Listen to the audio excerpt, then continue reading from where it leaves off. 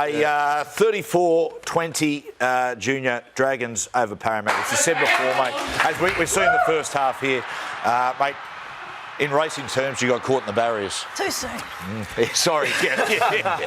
Yeah, look, the mentality around the way we wanted to play was a fast, physical start, and it just wasn't there for us. And to be honest, we probably deserved what we got in that first half. So the good thing about it was the response to coming out at half-time and going back to doing what we needed to do to execute our game plan and just sticking to it. And we showed glimpses of the side that we wanted to be, but you can't afford to give up 20-odd points in the first half and try and chase your tail. Makes it hard. You said before about the side you want to be, Junior. In this middle part of the season, some of the football you played, you can see that you're really starting to form as a team. Oyongi, that kid is an emerging superstar. Yeah, he is. I'm putting my bets on it that he's probably going to be an Origin star within the next year or two, and I'm hoping that we lock him up before then. His asking price is going to go through the roof. He's definitely a tough fullback, and some things you just can't teach for players in that position, and he's definitely got all of it. I tell you, he's playing good football, Fletch, at the moment. Val Holmes. Valdus was good in Origin too, and I thought he was. Well, I feel that he's now like the elder statesman. So I feel the leadership role. I mean, we've always seen him play. He's always been quite very good in attack, but I found this year his defence has been very good. Yeah, and the fact that he's the go-to man. So I don't know how much is he on, but I'd imagine he'd be their marquee player. So he's aimed up. I feel every. What are you looking at, Nathan? I'm just looking at it again. So Junior, I want to ask you about your attack. What was the turnaround? Because as Matty said, the last 6 weeks, you blokes are humming. Was there something said, or did Coach Ryles say, "Oh, we're going to play a different style"?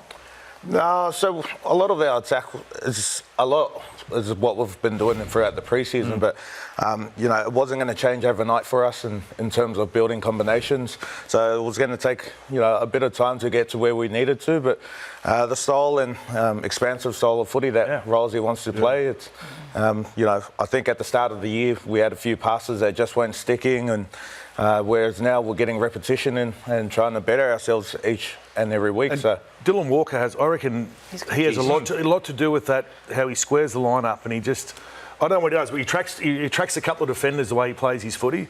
I thought the other night he was outstanding for you guys coming off the bench. Yeah, since he's come across from the wires, he's just added that next sort of layer to our attack, and he's almost that third playmaker out there when he gets on the field. And the way he brings players onto the ball, he really plays square and can really hold the defensive line. It's funny, Junior, as soon as that first game, when he came on off the bench, straight away, immediately, your football changed, didn't it? You just saw there was that extra dimension. You've just a lot of experience, terrific player.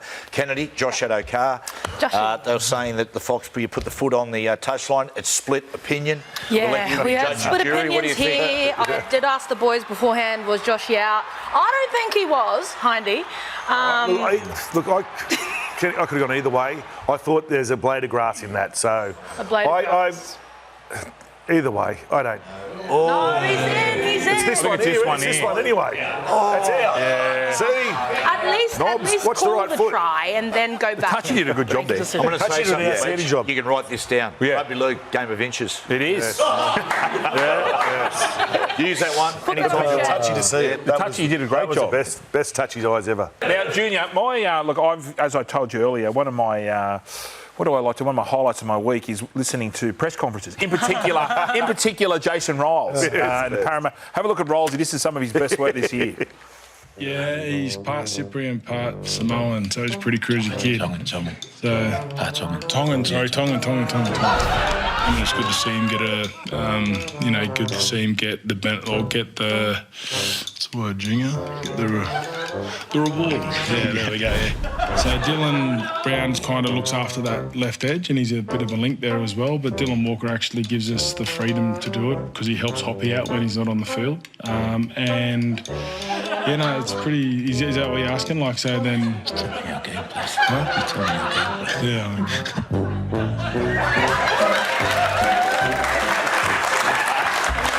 So the last bit there, Rolsey's talking about, I think he was talking about Dylan Walker, and then you said under your breath, "Oh, you're giving away our game plan." He's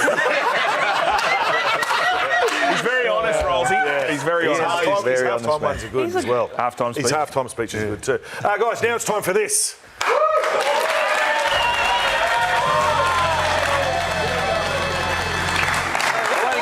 One of these things a year, so let's make it a good one, all right? Here we go. Now, this is a couple of questions thrown out. Blue and gold questions only. Okay, here we go.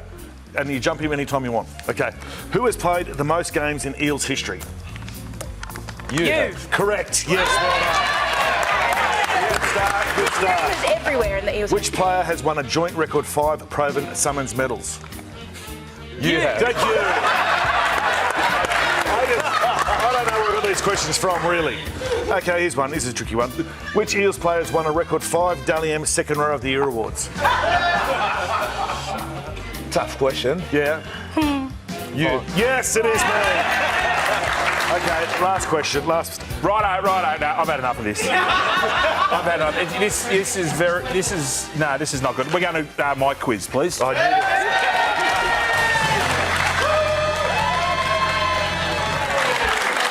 All right, this is the real question. I mean, that was boring. It was all about you, very egotistical. Which former Eels player owns the tuck shop in Glenhaven where you can catch salmonella on a regular basis?